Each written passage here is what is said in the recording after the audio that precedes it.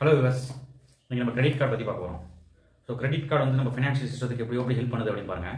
இப்போ கிரெடிட் கார்டை பற்றி பயப்படாதீங்க. கிரெடிட் கார்டு மீன்ஸ் கடன் அட்டை. ஸோ கடன் வாங்கவே கூடாதுன்னு நினைக்கிறவங்களுக்குலாம் வந்து கிரெடிட் கார்டை பற்றி நமக்கு எதுக்கு கிரெடிட் கார்டு வந்து தேவையில்லாத கடன் அப்படின்னு நினைப்பாங்க. ஸோ கிரெடிட் கார்டு எப்படி யூஸ்ஃபுல் ஆகுது அப்படின்னு பார்த்தீங்கன்னா, நீங்கள் கிரெடிட் கார்டு வச்சிருக்கீங்க அப்படின்னா மெயினாக கிரெடிட் கார்டுக்கு 40 to 50 டேஸ் வந்து ஒரு பீரியட் கொடுக்கலாம். நீங்கள் பர்ச்சேஸ் பண்ணுற டேட்லேருந்து 1 மந்த்துக்கு மந்த்லி பில்லிங் சைக்கிள் வரும். அதுலேருந்து ஒரு 15 டேஸ் 20 டேஸ் பேங்க் வேரி ஆகும். ஸோ நீங்கள் என்ன பர்ச்சேஸ் பண்ணுறீங்களோ அமௌண்ட் நீங்கள் கட்டினா போதும். எக்ஸ்ட்ராவாக எந்த சார்ஜஸும் கிடையாது.